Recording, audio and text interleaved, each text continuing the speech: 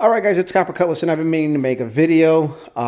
Yesterday was Sunday. As you guys know, it was a busy weekend in my garage. We got the engine installed Friday night. I kind of prepped everything to get going on Saturday morning. It was seal up the engine, get everything back together, fresh valve cover gaskets, oil pan gaskets, check the valve lash before we put the valve covers on, all that good stuff.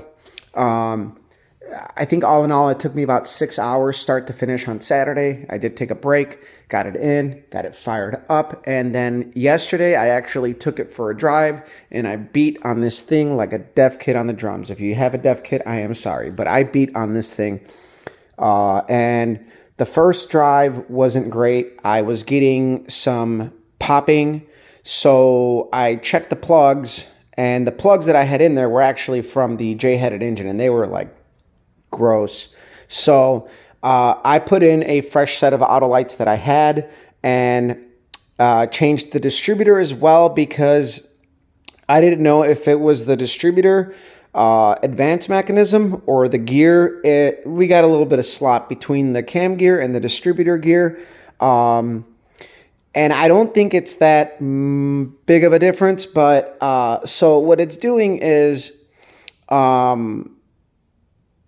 when I check the timing on with the dial back, set it to 30. Right now we're at like 36 degrees. I really need to set this engine to 34.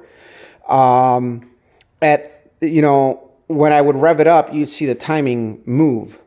But when you just set the timing gun to regular, which I have the 36 marked off on my balancer, and it confirms that that is actually 36. So what I'm seeing with that static, just checking the timing, I'm not really seeing the timing mark move as much. It's dramatically showing me something different when I put it on the dial back setting. So I don't know if it's the gun, the way it works or whatever, but yeah, when I set that timing light to 36, I'm 0 on 0. And when I zero out the gun, it's 36 degrees total on the 36 mark on the balancer, as per the timing marks. So I made my timing marks based off of the pointer. But my buddy Dave Meyer did mention that I should check where true TDC is, which we did on the J-headed 350, and we found out that that balancer was actually 2 degrees off. Not the biggest deal in the world, but 2 degrees is significant. The light pop that I might be getting could be detonation. Yesterday was kind of hot and the engine was pretty hot. I let it run for quite a bit before I ran it. But it also could be a carburetor tune issue, because I was seeing a random spike. Like I went from like light load, cruising, which my AFR was actually somewhere in the 15.0 range. And then I would punch it, it would pop, it would recover, and it'd be fine. When I would get on it though, like from a almost standstill, it wasn't an issue. So again, this carburetor, I've tuned it. Jim Cooper helped me on it, and it actually works really well on the street. We may have to do a couple of things. I also forgot to unhook my evac tubes when I was driving around looking at my AFR gauge. So it does affect what I did it just, I had the car running earlier. So having the evac tubes hooked up screws up my AFR reading by half of a point. So that's significant to me. And I don't know what it does further under more vacuum while it's pulling out. So I know that it's definitely pulling out exhaust, because we smoked down the whole track when we pulled oil through the evac tubes. My buddy Tim did a great job of welding those in. So the engine pretty much has no leaks. The only leaks I have are at the valve covers, and that's simply because I'm using studs with serrated nuts. So I either need to go buy some rubber-backed nuts or go get some rubber-coated backside. Yeah, you can see a little bit of oil right there. It's shining. Which I did on the back corner, because that side was actually leaking the worst, and it stopped. I had one washer, one. So I have to go buy a couple more. just for the side where the oil would normally sit on, and I should be fine. But over the course of the next days, I'm going to get the hood on it. I got to get the engine diaper back on this thing as well, which sucks on this engine. But we're going to get the engine diaper in and get it ready for the track. I mean, I beat on it yesterday enough to the point where I feel confident taking it to the track, and I'm probably going to take it for another drive beforehand.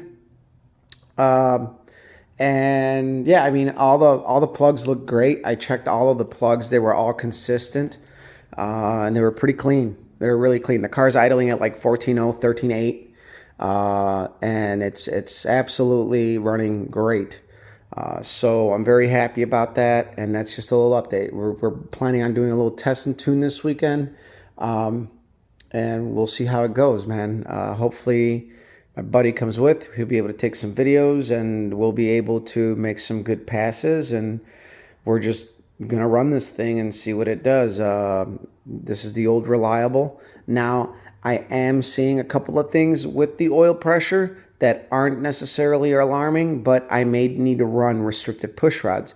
So the oil pump that I ran in the past in here was that Kenny Bell like high volume pump, but it kind of really wasn't a high volume pump. That was fine, but I was only seeing like 50 pounds of oil pressure at like 7,000 RPM, which is fine. I mean, we're not circle track racing where you're constantly at RPM. So I think the 10 pounds per 1,000 RPM is kind of bullshit in drag racing, because you're only seeing that maximum RPM for such a short time that honestly, I don't think it's really that big of a deal.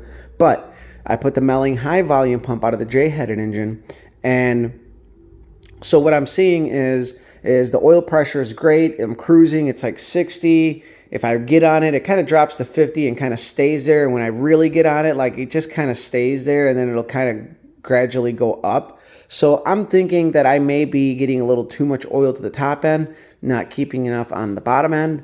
I may need to get some restricted push rods, and that should help keep things in check as far as oiling the top end. As you know, I ran that Melling high volume pump on the J-headed 350 with the main feed restrictors, the cam bearings, and the lifter restrictors, but I opened them up, and that thing had phenomenal oil pressure. But I opened the restrictors from like 20 thousandths to like 60 thousandths on the lifters, and then the pound-in like Mondello main feed to the cam restrictors, those were like somewhere around like 1/10 of an inch, so like 0.100, and I went up almost to 1/8 of an inch.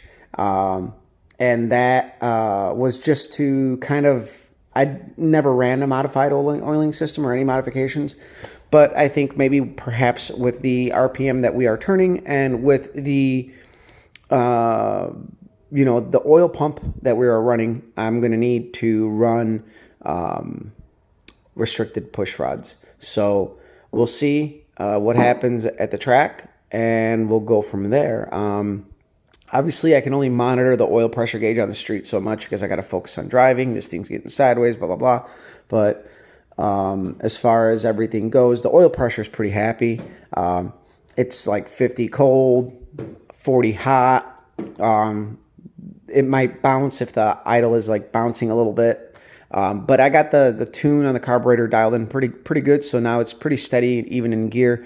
We're not really seeing much of a difference in the AFR reading or much of an RPM drop. I think we're getting maybe about 50 to 75 RPM drop. It's pretty minimal. I'd say that's pretty good.